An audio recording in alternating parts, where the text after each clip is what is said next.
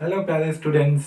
तो आज हम रोटेशनल डायनेमिक्स के एक्सरसाइज का थर्ड पार्ट कवर करेंगे। बच्चों, सेकंड पार्ट में हम लोगों ने क्वेश्चन नंबर 14, 15, 16 और 17 को बहुत ही अच्छे तरीके से समझा था और उसको सॉल्व किया था। ठीक है, तो आज के लेक्चर में क्या करेंगे? आज के लेक्चर में हम उसके आगे के जो भी पार्ट हैं, आज जो भी क्वेश्चंस वगैरह हैं, उसको हम सॉल्व करने की कोशिश करेंगे। ठीक है, तो चलो फिर आज के लेक्चर स्टार्ट करते हैं। ठीक है, सो अगेन मेरे हाथ में वही महाराष्ट्र स्टेट बोर्ड का 12th का फिजिक्स की टेक्स्ट बुक है।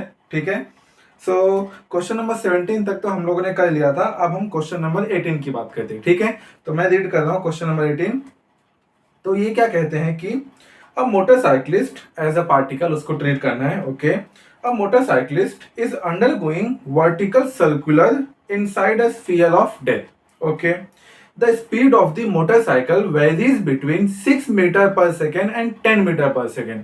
ठीक है, calculate diameter of the sphere of death. ठीक है, डायमीटर निकालना है। Okay, how much minimum values are possible for these two speeds. Okay, तो पहली बात तो स्पीड ऑफ डेथ की बात कर ले। अब स्पीड ऑफ डेथ क्या क्या था हमारा? स्पीड ऑफ डेथ बेसिकली वही वर्टिकल सर्कुलर मोशन का ही एक एडवांस पार्ट है, कह लो 3D पार्ट है उसका। ठीक है, तो कैसे स्टार्ट करेंगे? सबसे पहले तो मैं लिख दूं हेडिंग, हमारा आज का क्वेश्चन कौन सा क्वेश्चन नंबर? ये क्वेश्चन नंबर 18 का सॉल्यूशन। ओके, तो सबसे पहले तो क्वेश्चन को समझने की कोशिश करते हैं। क्वेश्चन ये कहता है कि हमारे पास में कोई एक पार्टिकल है जो कि एक स्फीयर ऑफ डेथ में है। ओके, अब वो कहता है कि उसके पास में दो वेलोसिटीज है। अब दो वेलोसिटीज कौन कौन सी है? एक तो है 6 मीटर पर सेकेंड और एक है 10 मीटर पर सेकेंड। अब ये हमको नहीं दिया कि किस पॉइंट पे होगा, बट अगर मैं अपने लॉजिक से अपने थोड़ा सा सोच के मैं बोलूं तो जो 6 मीटर पर सेकेंड होगा वो कहां पर होगा? वो अप्रॉक्स एक मिनिमम स्पीड वाला होगा।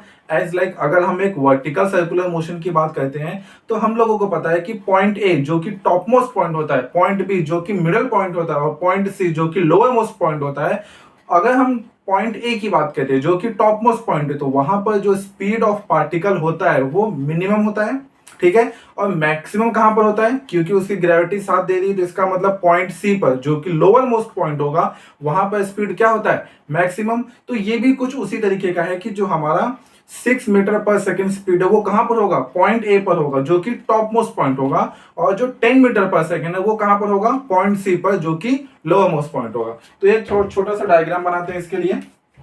तो अगर मैं एक छोटा सा डायग्राम बनाऊं ये, ठीक है, तो अगर मैं कह दूं कि ये पॉइंट ए है, ये पॉइंट बी कह दो और इसको पॉइंट सी कह दो। ऑल दो हमको इसकी जरूरत नहीं है तो मैं इसको रफी कह देता हूं। ठीक है, नो नीड कि पॉइंट सी का भी हम पॉइंट बी की भी बात करें, तो मैं इसी को पॉइंट बी कह देता हूं फिलहाल के लिए। ठीक है, ये है मेरा टॉप मोस्ट पॉइंट, ये है मेरा लोअर मोस्ट पॉइंट। ओके, अब अगर यहां पर मुझे वो स्पीड दे के रखा है that is V A which is 6 metre per second, और यहां पर जो स्पीड दे के रखा है वो दे के रखा है VB which is equal to how much?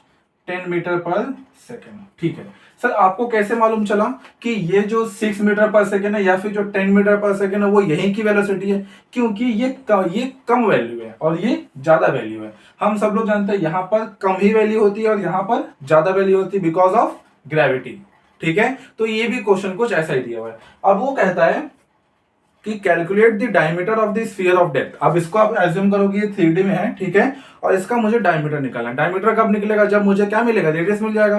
तो अगर मैंने इसका रेडियस फाइंड आउट कर लिया, उसको टू टाइम्स मल्टीप्लाई कर दिया, तो मुझे क्या मिल गया? इसका डायमीटर मिल गया। आफ्टर दैट ये कहते हैं कि how much minimum values are possible for these two speed. Minimum value की बात कर रहा है। तो हम लोगों ने वर्टिकल सर्कुलर मोशन में पढ़ा है कि अगर एक सर्कल कंप्लीट होना है या फिर स्फीयर ऑफ डेथ कह लो, अगर उसको कंप्लीट राउंड लगाना है तो यहां पर टॉप मोस्ट पॉइंट पे जो उसकी स्पीड होनी चाहिए V minimum, that is A point पे जो मिनिमम स्पीड होनी चाहिए वो कितनी होनी चाहिए? अंडर रूट में आर जी।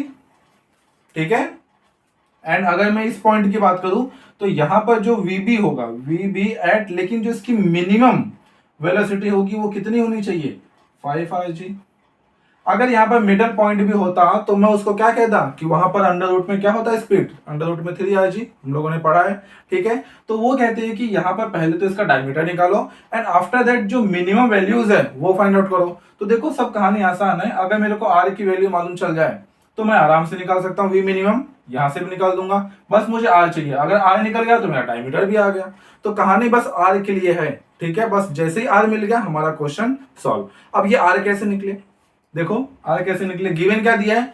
एक वेलोसिटी यहाँ पर, एक वेलोसिटी यहाँ पर, और कुछ डेटा दिया है गिवन का मास, पार्टिकल का मास या फिर और भी चीजें कुछ दिया है, कुछ भी नहीं दिया है। इसका मतलब अगर कुछ भी नहीं दिया है तो हमको चुपचाप एनर्जी कंजर्वेशन का जोर लगाना है। क्या करें, टोटल एनर्जी यहाँ पर निकाल ले और टोटल एनर्जी यहाँ पर निकाल ले, बस क्वेश्चन सॉल्व हो गया। ठीक है, तो देखते हैं हम लोग भी।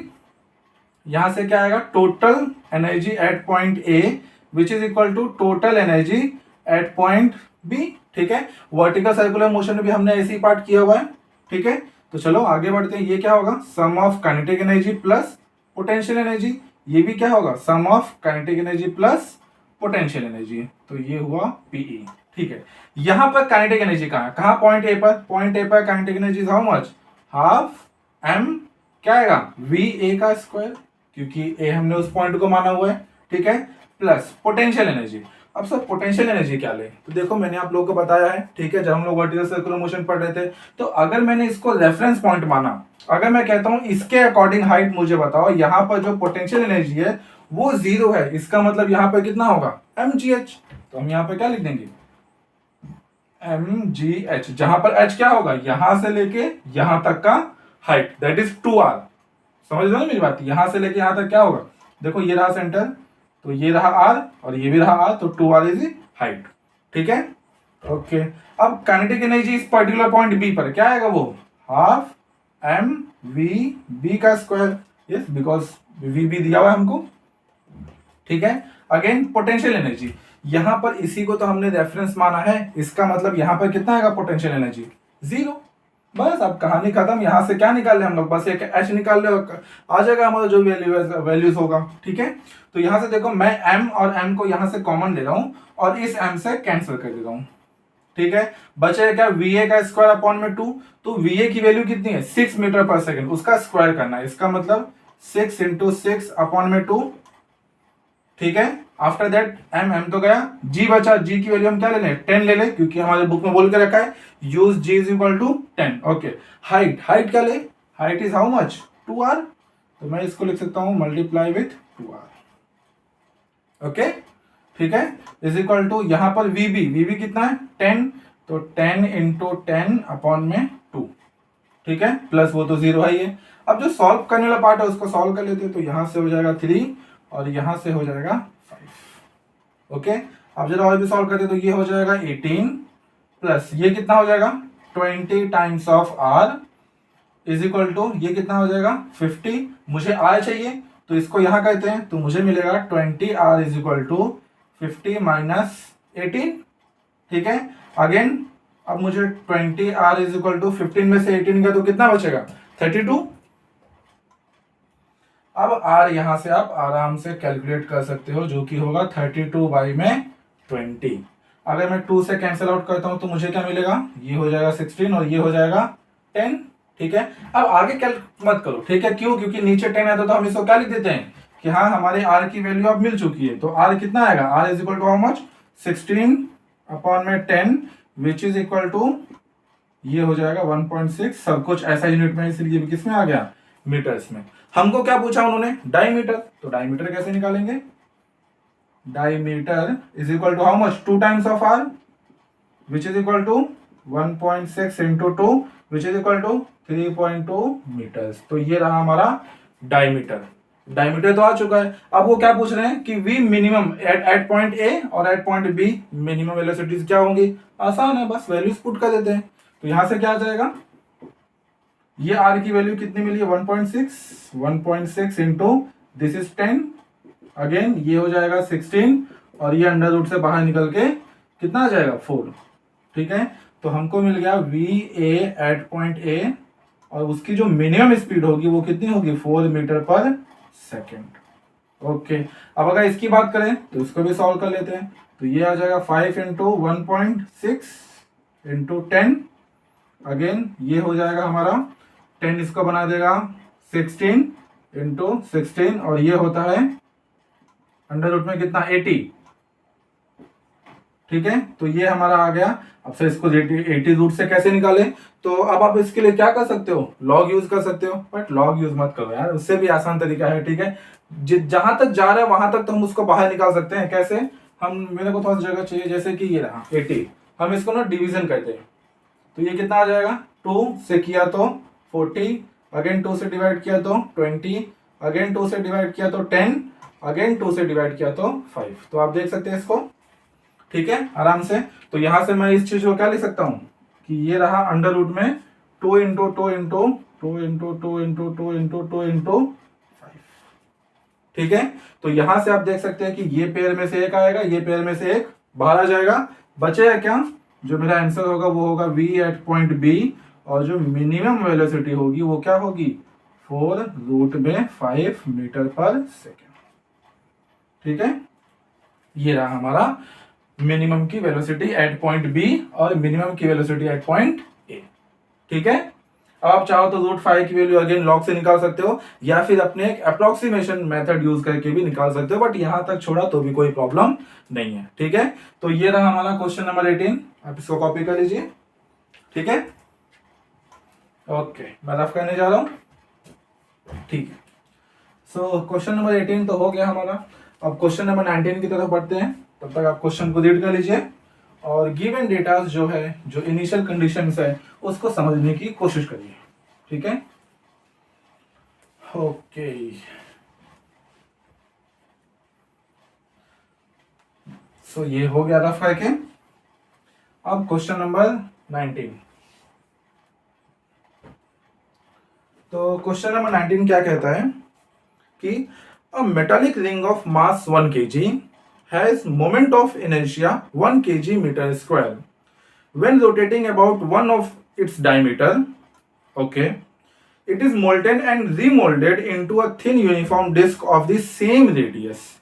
Same radius, ठीक है। How much will its moment of inertia be when rotated about its on axis? तो बहुत ही आसान सा क्वेश्चन है, ठीक है। क्वेश्चन नंबर 19 का सॉल्यूशन, ठीक है। तो वो कहते हैं कि हमारे पास में एक रिंग है पहले तो, ठीक है, और उस रिंग का, जैसे ये रहा मेरे पास में एक रिंग, अब ये जो रिंग है इसका moment of inertia about its diameter is given, ठीक है, वो ये दे करके रखे हैं। अब आप लोग को याद ही होगा कि अगर एक रिंग होता है हमारे पास में, तो उसका जो मोमेंट ऑफ इनर्शिया होता है इस एक्सिस के अराउंड में, वो कितना होता है, I is equal to M R का स्क्वायर, ठीक है। इस एक्सिस के अराउंड में पता करना है तो वो कितना होता है, I is equal to how much, M R square by 2, याद है ना, इसको हमने परपेंडिकुलर एक्सिस थ्योरम में किया था ये क्वेश्चन को, ठीक है। अब जो गिवन डेटा है वो हम लिख लेते हैं।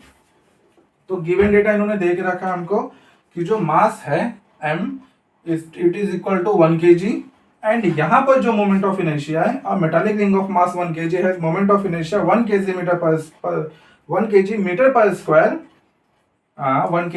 Metre square when rotating about of its one diameter, ठीक है। तो ये दे के रखा है, आई की वैल्यू कितना दे के रखा है यहाँ पर 1, और यूनिट क्या होगा kg मीटर का स्क्वायर, ठीक है।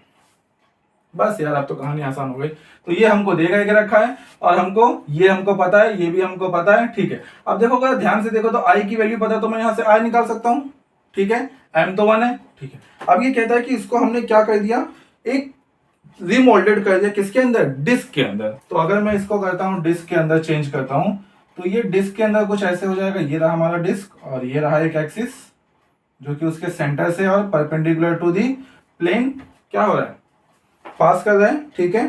क्या कर सकते हैं, ओके, तो इसी का मोमेंट ऑफ इनर्शिया निकालना है। और ये कह रहे हैं कि देखो, thin uniform disc of same radius, radius तो सेम है जो कि इसका होगा, ठीक है, मास भी सेम है, ओके। तो इसी का how much will its moment of inertia be when rotated about its own axis. Its own axis का मतलब क्या है कि ये वाले एक्सिस की बात कर रहे वो, ठीक है। और हम सब लोगों को पता है कि ये वाला जो एक्सिस होता है उसका जो फॉर्मूला होता है, जो मोमेंट ऑफ इनर्शिया होता है, वो ये होता है, किसके लिए, फॉर डिस्क। तो पहले इसकी कहानी करते हैं। तो ये हुआ हमारे पास में I is equal to M R square divide by 2, ठीक है। I की वैल्यू दे के रखा है 1, यहाँ से m की वैल्यू दे के रखा है 1, यहाँ से r स्क्वायर डिवाइड बाई 2, यहाँ से अगर मैं इसको सॉल्व करता हूँ तो मुझे मिल जाता है कि r का square is equal to 2 which is equal to r is equal to under root में 2, ठीक है। ये मीटर्स में, ठीक है, ये मुझे r मिल गया, किसका, रिंग का। अब ये कह रहे हैं कि ये जो डिस्क है उसका भी r सेम है, ठीक है, लेकिन एक और भी चीज सेम है, क्या, मास। जो मास का ये होगा वही सेम मास का तो ये भी होगा। इसका मतलब इसका मास कितना है, 1 है, तो इसका मास भी कितना होगा, 1 होगा। तो इसका मोमेंट ऑफ इनर्शिया कितना होगा, तो यार वैल्यूज पुट कर देते हैं। तो m की वैल्यू 1 इंटू आर की वैल्यू यहाँ से निकाल लिया, अंडर 2 का स्क्वायर अपॉन में 2, यहाँ से आएगा 1 इंटू 2 अपॉन में 2, 2 से 2 गया, कितना आ रहा है 1 kg मीटर का स्क्वायर। बस कहानी खत्म यहीं पर। ठीक है, इतना आसान सा क्वेश्चन है। ठीक है, अगर आप इसको पहले ही समझ जाते तो मैंने तो आपको इसको बहुत वास्ट में बताया, आप इसको एक लाइन में कर सकते थे। ठीक है, ओके, तो ये क्वेश्चन नंबर 19 भी हो गया। अब इसको लिख लीजिए। ओके, मैं रफ कर देता हूं। आसान सा क्वेश्चन पूछा है बहुत। हाँ, ऐसे क्वेश्चंस ना आपको एमएचटी सीईटी लेवल में ना कभी कभी ऐसे देखने को मिलता है। ठीक है, तो इनका जो वर्डिंग है, वो जो सेंटेंस कहते हैं वो ध्यान में रखना, ऑटोमेटिकली आपका आंसर आ जाएगा। ठीक है, चलो अब क्वेश्चन नंबर 20 की तरफ बढ़ते हैं। क्वेश्चन नंबर 20 का सॉल्यूशन। तो पहली बात तो क्या है question number 20 is given to be a big dumbbell is prepared by using a uniform rod of mass 60 gram and length 20 centimeter. Two identical solid sphere of mass 50 gram and radius 10 centimeter. Each are at the two ends of the rod. ठीक है, calculate moment of inertia of the dumbbell when rotated about an axis passing through its center and perpendicular to its length. आसान सा question है। ठीक है, dumbbell क्या होता है, देखो डंबल वही है जो हम जिम में कहते हैं। ठीक है, तो देखो ये कहते हैं कि इनके पास में एक रॉड है, ये रहा, एक रॉड बना दिया मैंने, इसका मास और लेंथ दे के रखा है। उन्होंने कहा कि अब इनके पास में एक सॉलिड स्फीयर है जिसको वो यहां से कनेक्ट करते हैं ऐसे। ठीक है, और एक सॉलिड स्फीयर और भी है जो कि आइडेंटिकल है, तो ये भी कुछ आइडेंटिकल तो नहीं दिख रहा है, बट आप एज्यूम करिए कि हाँ ये एक आइडेंटिकल जैसा है। ठीक है, ये कहते हैं दो आइडेंटिकल इनके पास में सॉलिड स्फीयर है, इन दोनों को उन्होंने कनेक्ट कर दिया किससे, एक रॉड से। अब ये कहते हैं कि इसका मास दे के रखा है, इसका लेंथ दे के रखा है, इसका मास दे के रखा है, इसका रेडियस दे के रखा है, वही सेम कहानी इसके साथ ही मास और रेडियस दिया है। तो अगर मेरा जो एक्सिस है वो यहां से पास कर रहा है तो इसका मोमेंट ऑफ इनर्शिया कितना होगा, टोटल सिस्टम का मोमेंट ऑफ इनर्शिया कितना होगा। ठीक है, तो पहले तो हम कुछ गिवन डेटास होगा उसको लिख लेते हैं। ठीक है, तो गिवन डेटा क्या क्या है, गिवन डेटा में इन्होंने दे के रखा है रॉड का मास दे के रखा है, रॉड का लेंथ दे के रखा है। तो हम यहाँ पर लेट कर लेते हैं कि लेट ये जो एम आर है वो क्या है, रॉड, मास ऑफ रॉड है। ठीक है, आप यहाँ पर लिख सकते हो कि ये रहा मास ऑफ रॉड। ठीक है, अगर मैं एल आर कह दूं तो आप इसको कह दो कि ये रहा लेंथ ऑफ रॉड। ठीक है, वही सेम कहानी, अगर मैंने स्मॉल एम यूज कर लिया और यूज लिख दिया एस, तो आप लिख देना इसको कि ये है मास ऑफ सॉलिड स्फीयर। ठीक है, और अगेन अगर मैंने यहां पर आर एस यूज कर लिया, कैपिटल आर एस, तो ये क्या है, radius of what, solid sphere. ठीक है, कुछ वैल्यूज दिया है तो उसको हम लिख लेते हैं यहाँ पर। So M R that is mass of rod, mass of rod is given to be 60 gram. ठीक है, यहां पर अगर आप ध्यान से देखोगे, नोटिस करोगे, तो आपको यहां पर दिखेगा कि इन्होंने जो भी जितना भी सब कुछ दिया हुआ है वो सब कुछ किस में दिया है, सीजीएस सिस्टम में दिया है। ठीक है, मतलब मास को ग्राम में दिया हुआ है और लेंथ को सेंटीमीटर में दिया है, सब कुछ। ठीक है, तो आप यहां पर कर सकते हो कि या तो इसको सबको एसआई में कन्वर्ट कर दो एंड आफ्टर दैट क्या कर दो, इसका जो वैल्यूज होगा वो एसआई में निकाल लो, या फिर सबको सीजीएस में देने दो, जो आंसर आएगा आई की वैल्यू वो भी किस में आएगा, सीजीएस में रहेगा। ठीक है, अगर आपको एग्जाम में पूछता है तो आप इसको बेशक किस में करो, ऐसा यूनिट में करो, बट अगर ये एमसीक्यू में पूछता है तो आप जरूर से देखो कि कौन सा यूनिट दिया हुआ है। ठीक है, तो अगर यहाँ पर हम आंसर में देखते हैं तो वो भी इन्होंने सीजीएस सिस्टम में दिया है, तो हम भी एक सीजीएस सिस्टम फॉलो कर सकते हैं। और अगर आपको एसआई में कहना है तो आप क्या करोगे, जो भी चीजें उनको बस एसआई में कन्वर्ट करो, आपका आंसर आ जाएगा। दैट इज जो मास होगा उसको क्या करोगे, 10⁻⁶ से कर दोगे मल्टीप्लाई, तो वो क्या आ जाएगा, केजी में कन्वर्ट हो जाएगा। और जो भी लेंथ होगा उसको क्या करो, 10⁻² से मल्टीप्लाई करो, तो क्या किस में कन्वर्ट हो जाएगा, वो हमारा मीटर में कन्वर्ट हो जाएगा, जो कि है ऐसा यूनिट। ठीक है, तो यस हम लोग भी यहाँ पर लिख लेते हैं। तो मास ऑफ रॉड दे के रखा है, आफ्टर दैट हम लोगों को क्या दे के रखा है, लेंथ ऑफ रॉड कितना है वो 20 सेंटीमीटर। ठीक है, और क्या दिया हुआ है, mass of solid sphere that is M S is equal to how much, 50 gram. और इसका ना रेडियस दे के रखा है, रेडियस RS, तो वो कितना दे के रखा है 10 सेंटीमीटर। ठीक है, तो बस अब हम लोग को निकालना क्या है, इसका मोमेंट ऑफ इनर्शिया। तो आसान सा क्वेश्चन है। देखो हम लोगों को पता क्या है, हम लोग को यहाँ पर अगर मैं सिर्फ रॉड की बात करूं तो रॉड का मोमेंट ऑफ इनर्शिया मुझे पता है कितना होता है, ml²/12। अगर मैं इस सॉलिड स्फीयर की बात करूं तो इसके सेंटर के अलॉन्ग मुझे पता है, अगर ये रहा इसका सेंटर, तो यहां पर मुझे मोमेंट ऑफ इनर्शिया पता है जो कि होता है 2/5 mr²। ठीक है, वही सेम कहानी, देखो ये दोनों ना आइडेंटिकल है, तो अगर मैं इसके लिए बात करता हूं तो वही सेम कहानी इसके लिए भी हो गई। ठीक है, ओके। तो हम लोग करना क्या है, हम लोग को इस सिस्टम का नेट मोमेंट ऑफ इनर्शिया निकालना है। तो मैं क्या करूं, मुझे यहां पर इस रॉड का पता है, ठीक है, और अल्टीमेटली यही के लिए मेरे को पूरा सिस्टम के लिए पता करना है। तो क्या करें, इस क्वांटिटी को उठा के यहां पर लेके आ जाए, that is parallel axis theorem का यूज कर ले। यहां पर मोमेंट ऑफ इनर्शिया इसका पता है, अगर इसका मोमेंट ऑफ इनर्शिया इस एक्सिस के अराउंड में पता करना है तो हम क्या यूज करेंगे, पैरेलल एक्सिस थ्योरम। इस एक्सिस को उठा के यहां पर लेके आ जाओ, बस कहानी खत्म। ठीक है, अब जो काम आप इसके साथ करोगे वही काम आपको इसके साथ में करना पड़ेगा। इसका मतलब जो भी इसके साथ मैं करूंगा उसी को 2 से मल्टीप्लाई कर दूं तो मेरा काम हो जाएगा। ठीक है, तो यस लिखते हैं डायरेक्टली फॉर्मूले में कि यहां से लिखते हैं कि क्या आ जाएगा हमारे पास में, I = आई टोटल की बात कर रहा हूं, तो ये पहले इसके लिए मैं बात कर लूं, तो इसके लिए क्या है, मास इज m, r मैंने सोच के रखा है, ठीक है, ml² अपॉन में 12 प्लस ये रहा रॉड का, मैंने यहां पर निकाल लिया।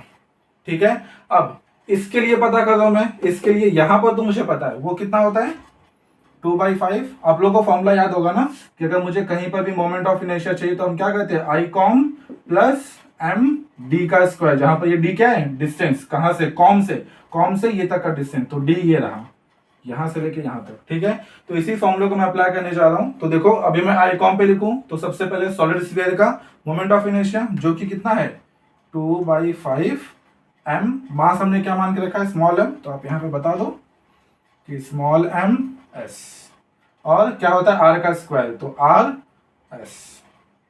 ये जो s और s है ना, ये जो r और r है वो क्या है, सफिक्स में है, नीचे है, वो मल्टीप्लीकेशन में नहीं है उसके साथ में। ठीक है, याद रखना आप इस चीज को। ठीक है, मैंने ये I कॉम तो लिख दिया।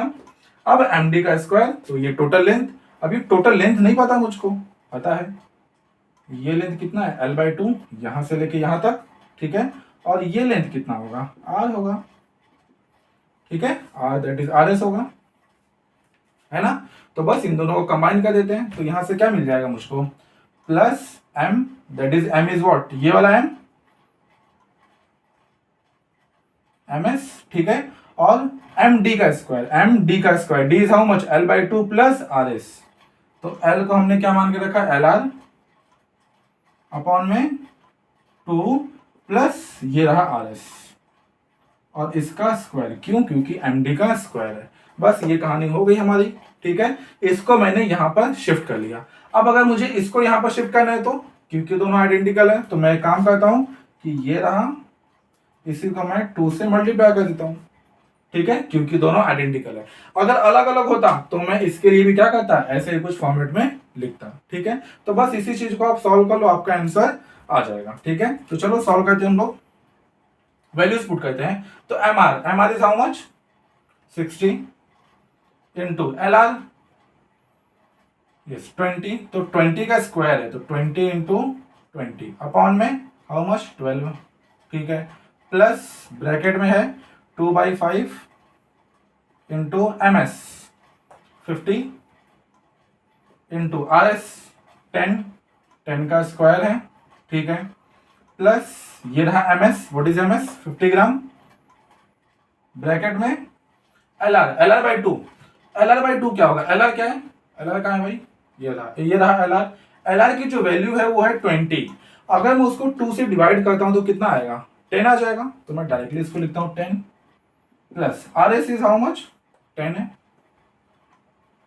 और ये रहा इसका स्क्वायर, और ये टोटल के साथ में मल्टीप्लीकेशन विथ 2। ठीक है, अब जो कैंसिल आउट हो रहा है उसको कैंसिल आउट करते हैं।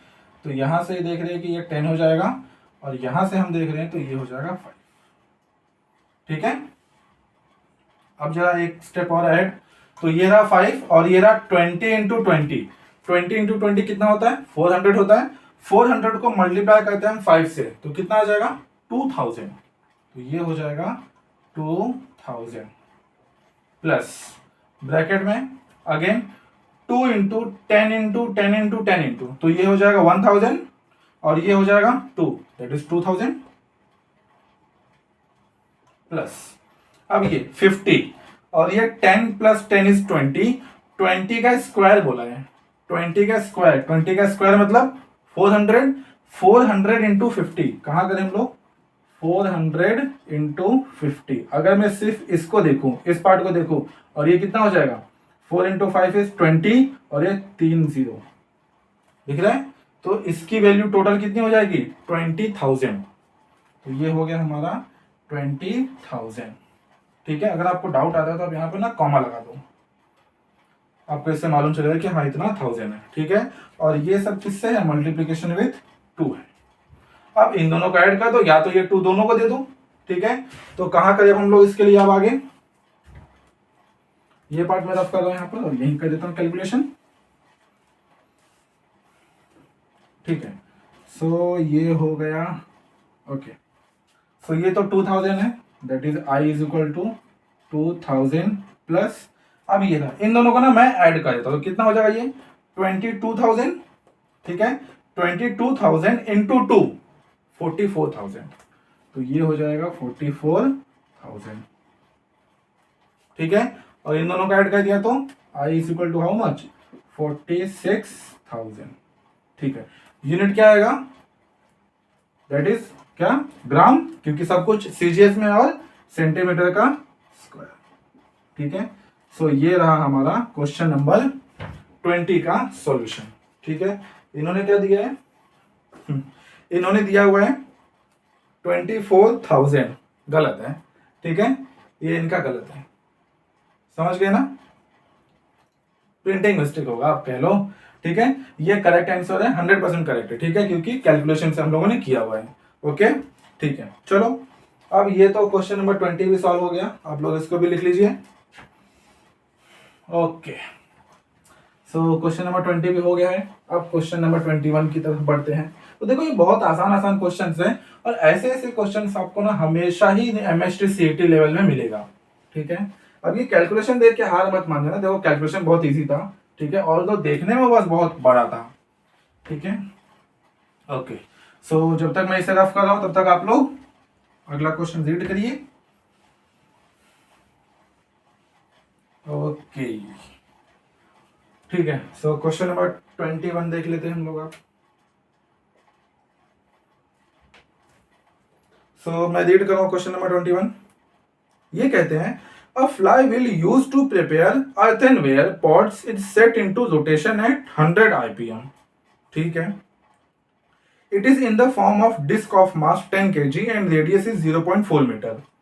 ठीक है, a lump of clay to be taken equivalent to particle of mass 1 kg falls on it and adheres to it at a certain distance x from the center. adheres का मतलब होगा adhesive force, समझ लो, मतलब उसी पे आके चिपक गया वो। ठीक है, calculate X if the wheel now rotates at 80 RPM. बहुत ही आसान सा क्वेश्चन है, बहुत ही प्यारा सा क्वेश्चन है। तो ये कहते हैं कि ना इनके पास में एक डिस्क था पहले, तो ये रहा डिस्क। ठीक है, ये रहा डिस्क।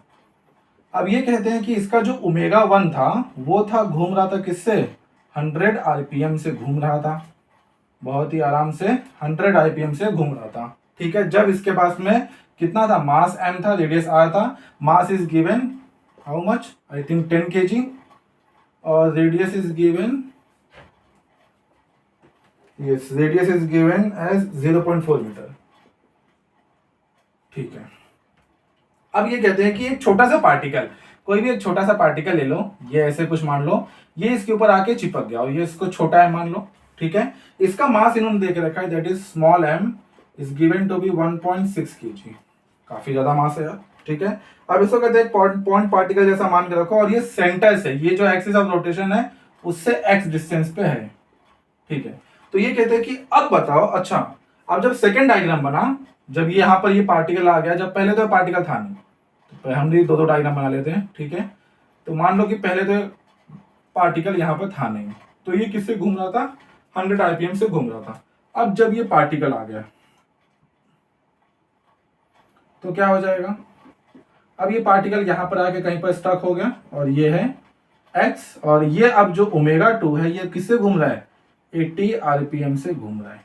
ठीक है, तो ये कह रहे हैं कि यार ये x निकाल के दिखा दो। बहुत ही आसान सा क्वेश्चन है, जरा आप समझने की कोशिश करो कि आपके घर का जो फैन होगा, ठीक है, फैन अभी आराम से रोटेट कर रहा है, ठीक है, अगर आप उसके ऊपर छोटा सा एक पार्टिकल कुछ उसके ऊपर ऐसे जैसे मैग्नेट, उसके ऊपर एक हल्का सा ना मैग्नेट लगा दो, जैसे ही आपने मैग्नेट लगाया वैसे ही आप देखोगे कि जो आपकी फैन की जो घूमने की स्पीड है वो क्या हो गई, वो क्या हो गई, अब स्लो हो गई। ऐसा क्यों हुआ सर, ऐसा इसलिए हुआ कंजर्वेशन ऑफ एंगुलर मोमेंटम। याद है, जब नेट टॉर्क जीरो होगा, सिस्टम पे कोई एक्सटर्नल फोर्स नहीं होगा, अगर हम एंगुलर की बात करें तो मैं कहूं सिस्टम के ऊपर कोई एक्सटर्नल टॉर्क नहीं होगा, तो conservation of angular momentum valid होता है। और वहां पर क्या है कि moment of inertia into I into omega, moment of inertia क्या होता है किसका, इस डिस्क का। अगर मैं डिस्क की बात कर रहा हूं, एंगुलर मोमेंटम की बात कर रहा हूं, तो वहां पर angular momentum that is L is equal to how much, I into omega, बस उसी को कंजर्व कर दो। अब देखो जरा ध्यान से समझने की कोशिश करो कि जब मास यहां पूरा हर एक जगह फैला हुआ था तो वो इससे घूम रहा था, इसका मोमेंट ऑफ इनर्शिया जो भी होगा, लेकिन यहां पर जैसे ही ये पार्टिकल आया, एक्सिस ऑफ रोटेशन से एक डिस्टेंस पे आया, तो यहां पर ना इसका मोमेंट ऑफ इनर्शिया इंक्रीज हो गया। जैसे ही मोमेंट ऑफ इनर्शिया इंक्रीज हुआ वैसे ही ओमेगा को तो कम होना ही होना था। एज लाइक अगर मैं यहां से मास निकाल लूं, आई की वैल्यू कम कर दूं, तो ओमेगा क्या हो जाएगा, और बढ़ जाएगा। लेकिन अगर आई की वैल्यू इंक्रीज कर दूं तो ओमेगा स्लो डाउन हो जाएगा। ये हम लोगों ने सीखा है, मैंने आपको एग्जांपल दिया था, याद है ना, कि आप किसी गर्म जाओ अपने हाथ को ऐसे फैला के घूमो फिर ऐसे घूमो, ठीक है, तो आप देखोगे कि क्या होता है, conservation of angular momentum valid होता है। तो हम भी यहाँ पे वही करेंगे, तो डायरेक्टली लिख लो, ठीक है। एक और भी चीज देखो, यहाँ पर ना आपको आरपीएम से रेडियन पर सेकंड में कन्वर्ट करने की नीड ही नहीं है। क्यों सर, क्यों, अभी आप चाहो तो कर लो, ठीक है, मैं आपको बताता हूं कि आपको करने की नीड ही नहीं है, बट अगर आप करना चाहो तो बेशक कर लो। कैसे करोगे, वही सेम कहानी, 100 इंटू राउंड है तो 2 पाई अपॉन में 60, वही सेम कहानी इसके साथ में कि 80 इंटू 2 पाई अपॉन में 60, ठीक है। अब ये किस में कन्वर्ट हो गया, ये हो गया रेडियन पर सेकेंड में, ये भी किस में कन्वर्ट हो गया, रेडियन पर सेकेंड में, बट इसकी कोई नीड ही नहीं है। मैं डायरेक्टली लिखता हूं यहां पर कि according to conservation of angular momentum,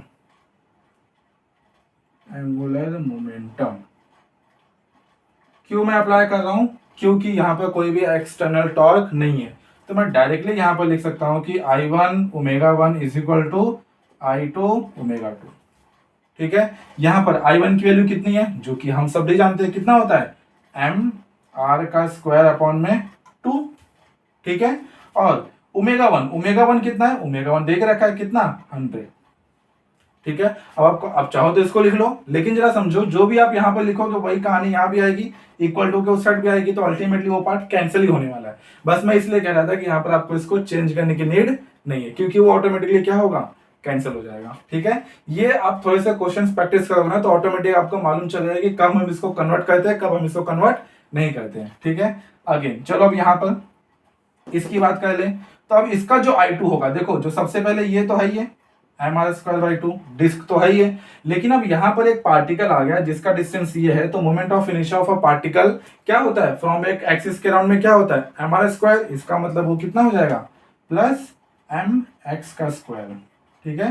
देखो मैंने स्मॉल एम लिखा है, ठीक है, और यहां से ओमेगा 2 कितना देके रखा है इन्होंने, 80। तो बस अब इसको आराम से सॉल्व करना है, कुछ तकलीफ ही नहीं है, ठीक है।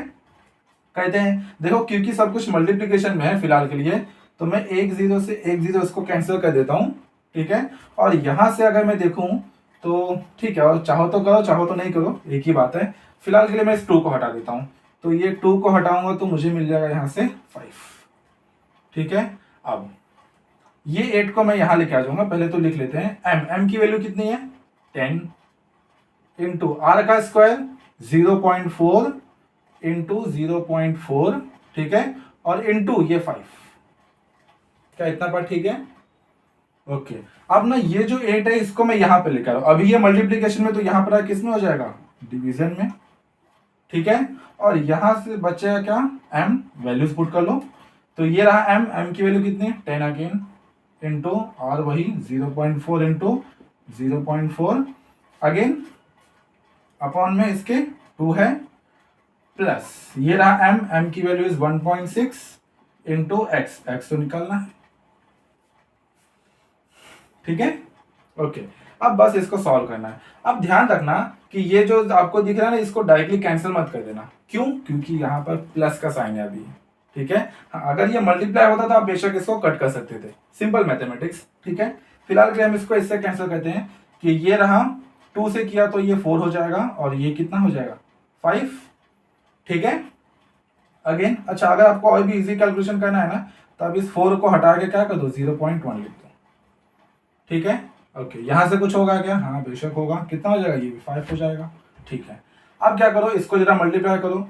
तो अगर मैं देखूं तो ये 5 कितना हो जाएगा 25, ठीक है, इंटू ये 0.4 ये 0.1 मल्टीप्लाई करूंगा तो मुझे मिलेगा 0.04, ठीक है। मल्टीप्लाई करके आप बेशक देखना इसको, इज इक्वल टू इसको मैं करता हूं तो ये मुझे मिल जाएगा 5 इंटू 0.4 इंटू 0.4, 4 होता तो कितना होता 16, तो ये हो जाएगा 0.16, ठीक है।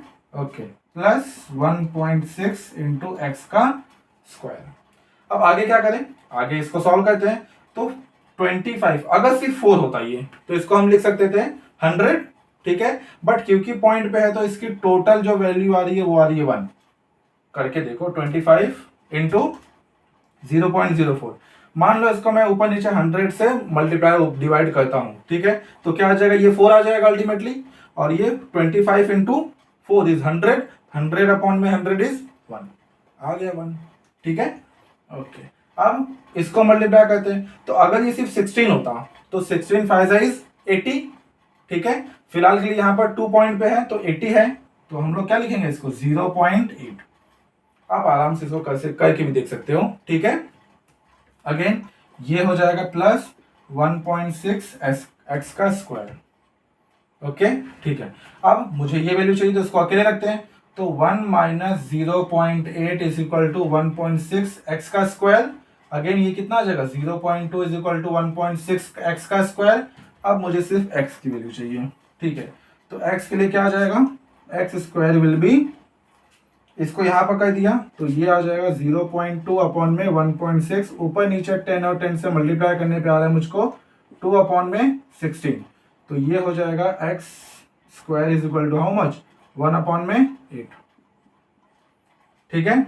अब taking square on both the sides तो क्या आ जाएगा x is equal to how much 1 upon में √8।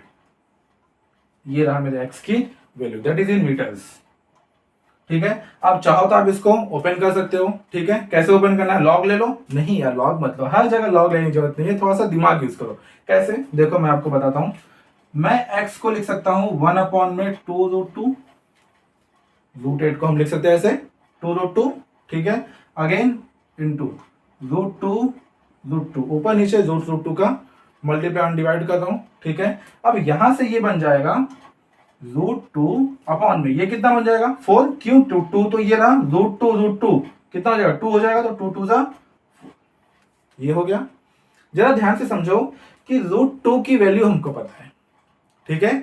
√2 की वैल्यू हमको पता है, वो कितनी होती है, √2 इज इक्वल टू 1.41, यही होता है। आगे भी नंबर होता है बट हम उसको काउंट नहीं करते, नीचे लेते नहीं है।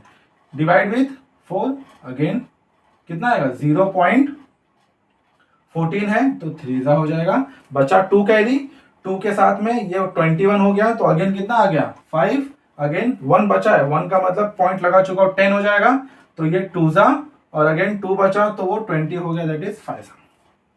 तो जो मेरे x की वैल्यू आ रही है वो आ रही है x is equal to 0.3525 metres, accurate, ठीक है। आई होप आप लोग को वहां पर दिखता होगा, अदरवाइज मैं यहां पर लिख देता हूं x is equal to how much 0.3525 metres, ठीक है।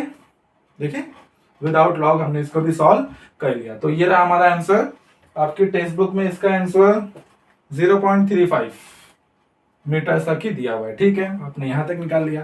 ठीक है, ओके। सो आप इसको भी कॉपी कर लीजिए। अब लास्ट क्वेश्चन जो कि है 22, मैं इसे रफ करने जा रहा हूं। 22 क्वेश्चन नंबर एक बार रीड कर लीजिए, आफ्टर दैट हम इसको सॉल्व करते हैं।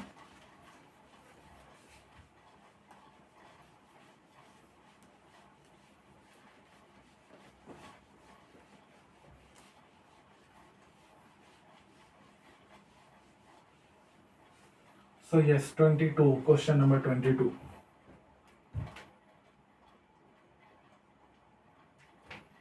So question number 22 कहते हैं ये कि starting from rest an object rolls down along an incline that rises by 3 in every 5 along it। ठीक है, इनका बोलने का लैंग्वेज सिर्फ डिफरेंट है, मैं आपको भी समझाता हूं। The object gains a speed of root 10 meter per second as it travels a distance of 5 by 3 meters along the incline। Okay, ठीक है।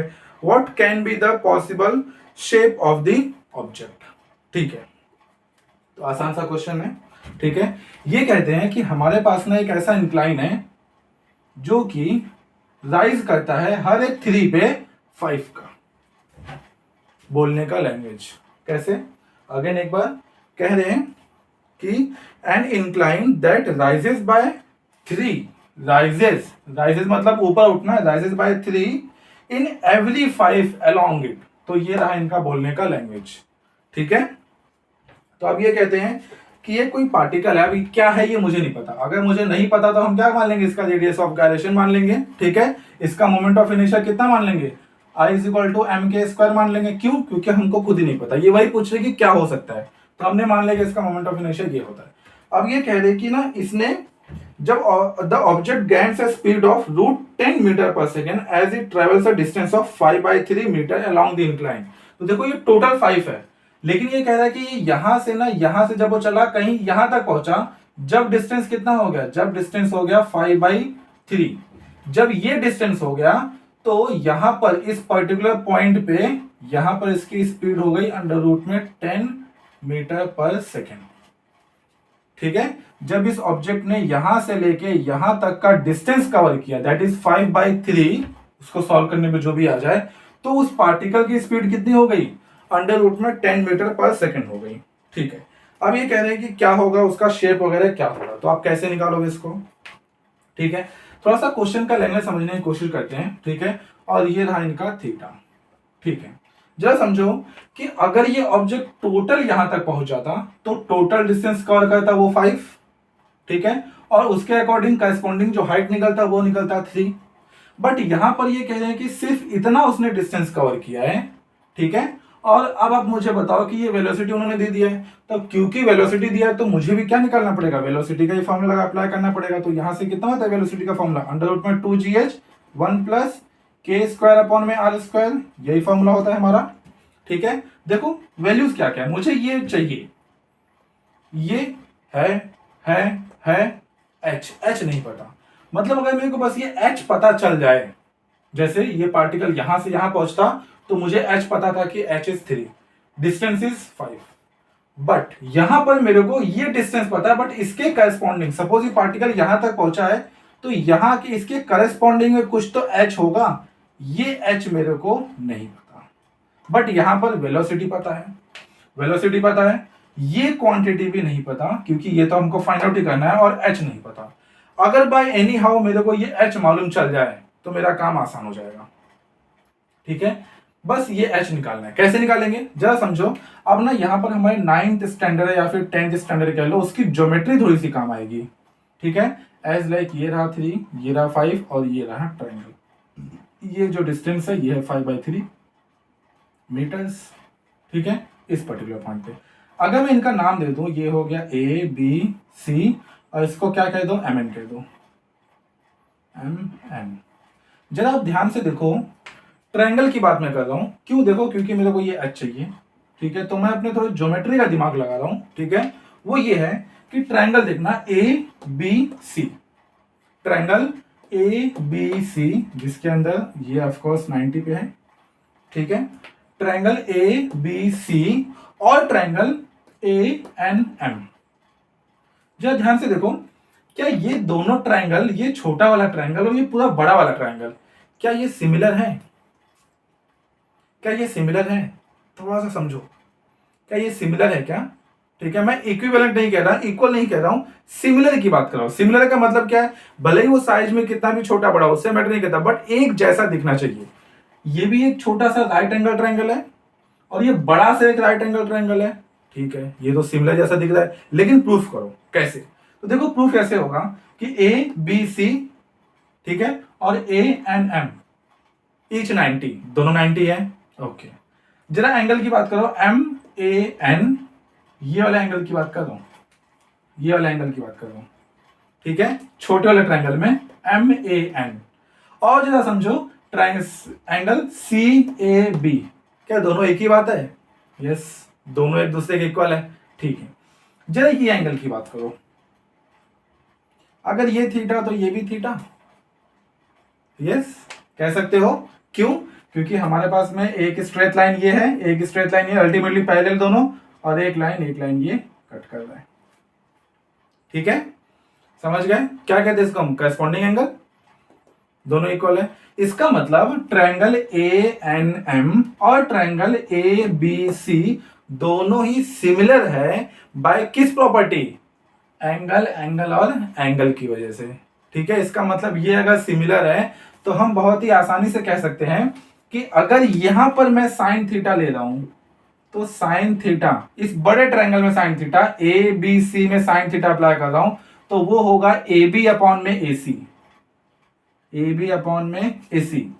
और अगर मैं इस छोटे वाले ट्रायंगल में साइन थीटा अप्लाई कर रहा हूं, इस छोटे वाले ट्रायंगल में साइन थीटा अप्लाई करूंगा तो ये होगा ये ए एन अपॉन में ये ए एम, तो ये हो गया ए एन अपॉन में ए एम। समझ लो। अब क्योंकि है तो दोनों साइन थीटा ही, इसका मतलब दोनों एक दूसरे के क्या होंगे? इक्वल होंगे। तो हम यहां पर लिख सकते हैं कि ए बी अपॉन में A C is equal to how much? A N upon में ए एम। वैल्यूज पुट करते हैं। ए बी कितना है? A to B is how much? Total is 3 upon में A C is how much? A to C is total how much? कितना? 5 is equal to A N कितना है? A N पता नहीं, उसको हमने एच माना हुआ है, अपॉन में ये कितना है? ए एम की वैल्यू कितनी है? 5/3। यही हुआ क्या? ठीक है, अब यहां से क्या आप एच निकाल सकते हो आसानी से? तो यहां से एच कितना आ जाएगा? एच इज इक्वल टू, ये यहां पर किस में हो गया? मल्टीप्लीकेशन में, तो 3/5 इंटू 5/3, दैट इज 5 से 5 गया, 3 से 3 गया।